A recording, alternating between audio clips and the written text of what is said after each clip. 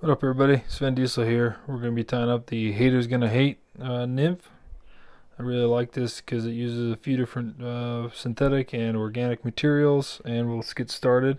We're going to be using a C hook by Stealth. It's size 16, and on this I want to oversize the bead. I've got a little bead chart here that I'm using a 3.3 millimeter, which should be for 10 to 14, but this is a 16, so I'll explain why a little later. But let's go ahead and start some thread on this hook. Notice I have the hook pointing down, and that's because we're going to be tying in some biots as the tail, and so I like to be able to work with this pointing down to give me a little bit more view. Now for these I'm just using black turkey biots. I'm going to go ahead and pull 2 out. For this pattern we're going to be using a total of 4, so leave it out. I'm just going to rip those off and flip them against each other so that they're both pointing out, not in unison with each other. And I'm going to slide them on each side of the hook and pinch it in place on about where I want them with the length of the tail. Do about 3-4 wraps and check to see how long it is. So this is a little long, so I pulled it. You want it about the length of the shank of the hook, but since it's a bent hook it's kind of hard. But you can see those are pointing straight back about the length of the shank if it were a straight hook. And I'll go ahead and snip out the excess, and then from there we will clean this up using tight secure wraps, and making sure to be a little bit careful as you get back towards the back there. And I'm going to end with my thread up towards the bead. And first we're going to be tying in some black wire.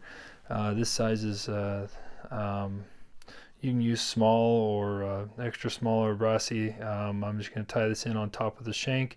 Then as I get to the back, kind of curve it onto the away side of the shank. And now we're going to be tying in some tinsel. We're using a medium size, and we're going to just snap you a small little strip, and we're going to tie it in following down the shank of the hook. And once again, be careful as you get back to those biots, and then kind of clean it up and work your way back up towards the bead. Let's wrap that tinsel with overlapping wraps, and making sure that this is somewhat tight, and just using a little bit of time here adds for a clean fly. I also like overlapping them, so it gives a nice good color, and the see-through is more of the tinsel, not the black thread underneath. But we will wrap our wire now, starting at the back around the biots, and evenly spacing these, trying to get about 5 to 7 segments depending on how what size hook you're using. And then as I get up towards the bead, I do about 2 or 3 wraps, just adding a little extra weight because I want this to just get down super fast. And that also is why we also have a bigger bead. We'll snip that using some flush wire cutters, and the next step is we're going to switch and use a large same color tinsel. This is going to be folded up over the back, and so we'll just tie it in, giving about 1/8 of an inch down the top of the shank, making sure that it is going straight back, so that way when we fold it over. And for this, instead of straggler strainer, I'm using the Tungsten brill. It's a little bit coarser. This is black, and this is why we also use the oversized bead, because I'm going to tie this in, and I'm going to do about 5 to 7 wraps of this stuff, just to add super bugginess, a lot of flash and fibers kind of going everywhere, wrapping, touching wraps, but then also going back up over itself, trying to just add a little bit of bulk, similar to if you were adding dubbing or something else. And we'll go ahead and tie that and snip it out, trying to get it secure as possible.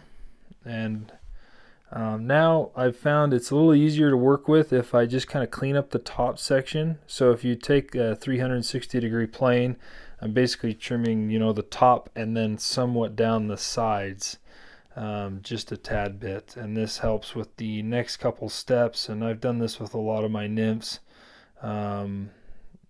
I really prefer cleaning up that a little bit. This is when we're going to use the other two biots that we've got out earlier. I'm just going to take it so that it's curving up at an angle towards the center of the eye, and the length is about right there. You can see I did a couple loose wraps and brought it into where I liked it. At this point it's going to be sticking straight up. Be careful, once I snip this out, the thread can alter where it is and then you're in trouble.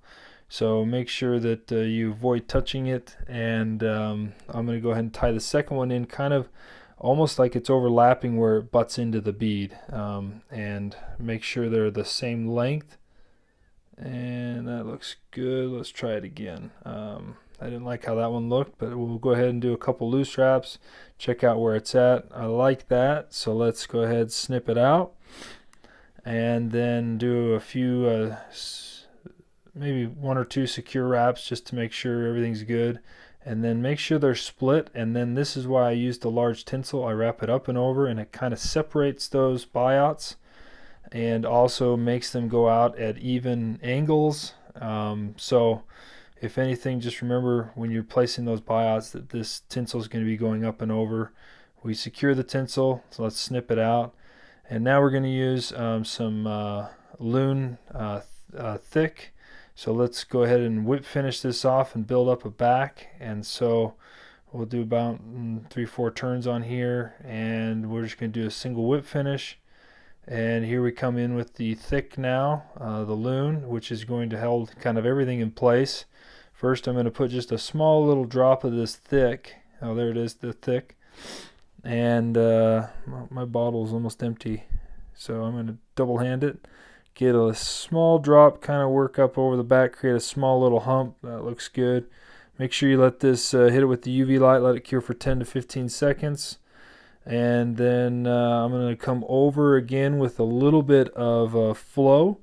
And I'm just going to get a small little drop, kind of rub it in the same motion. And I got a little too much on the front just before you harden it. And now this is the trick. I can have these biots harden at whatever angle I want. So I kind of have them going down a little bit more than I had them when I tied them in. And this is pretty much the fly haters going to hate. And love it. It gets down quick because the oversized bead. It's got flash. It's got biots. It's got organic material and non-organic material. There it is spinning around. And yeah, go ahead, tie it up, fish it. And good luck.